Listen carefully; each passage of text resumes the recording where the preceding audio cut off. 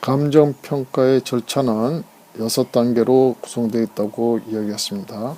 1단계는 기본적 사항의 확정, 2단계는 처리 계획의 수립, 3단계는 자료 수집, 4단계는 자료의 검토와 최유효 이용 분석, 5번째는 감정평가 방법의 선정과 적용, 6단계는 감정가액의 조정 및 결정, 이러한 절차를 거친다고 했는데, 오늘은 3단계와 4단계, 즉 3단계의 자료 수집, 4단계의 자료의 검토와 최유효 이용 분석에 관해서 설명하도록 하겠습니다.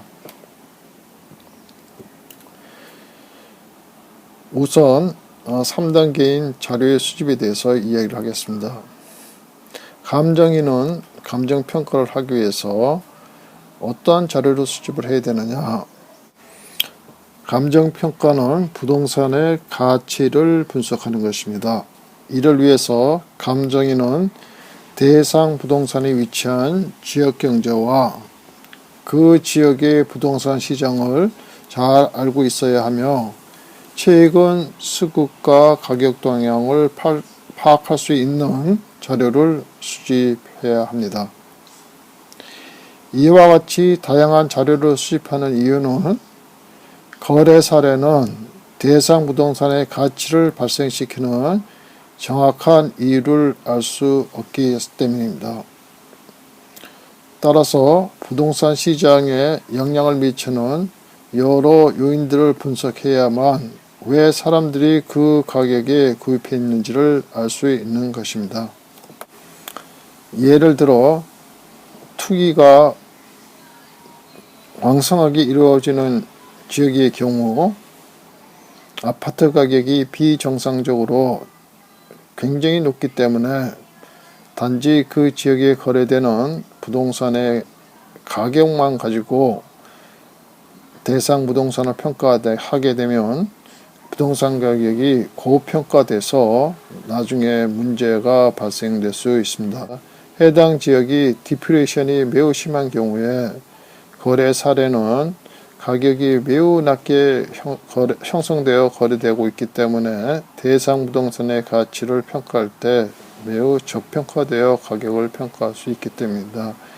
따라서 이러한 것을 방지하기 위해서는 지역 경제 및 그 지역의 부동산 시장을 철저하게 이해를 하고 대상 부동산이 고평가되거나 또는 저평가되어 감정이 되는 것을 방지할 수 있는 것입니다.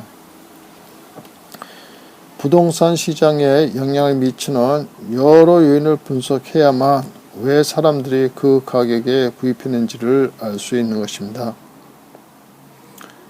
감정인이 수집할 자료는 지역경제, 인근지역, 상권, 개별 요인에 대한 자료, 거래 사례, 평가 사례 등이며 인근 지역과 경쟁 관계에 있는 유사 지역에 대한 자료를 수집하는 경우도 있습니다.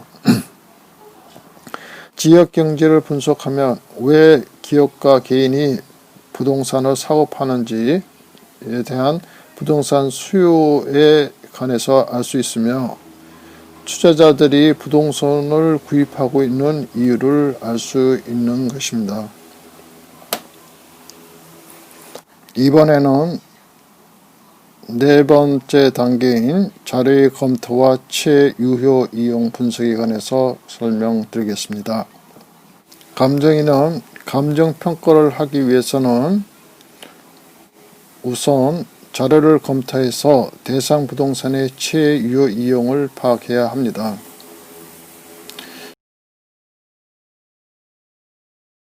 최유효 이용이란 대상 부동산을 라이지로 가정한 후에 그 토지를 어떤 법적 용도로 사용하는 것이 경제적으로 가장 가치가 있는가를 판단하는 것입니다.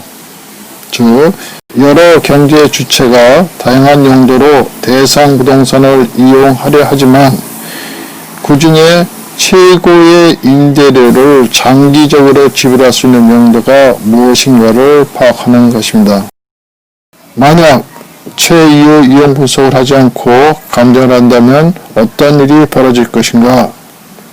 당연히 잘못된 토지 용도에 관한 사례들을 수집하게 되고 이를 근거로 감정 금액을 추정하기 때문에 감정평가에 오류가 발생하게 되는 것입니다. 따라서 감정인은 감정평가를 하기 위해서 최우선적으로 최유효 이용을 분석을 해야 하는 것입니다. 그리고 감정할 대상 부동산에 관한 용도가 결정이 되면 가격에 미칠 요인들에 관한 다양한 자료를 수집하여 본격적인 감정을 시작할 수 있는 것입니다. 연구비 조성을 위한 수익사업 강의이므로 무단 복제를 금합니다.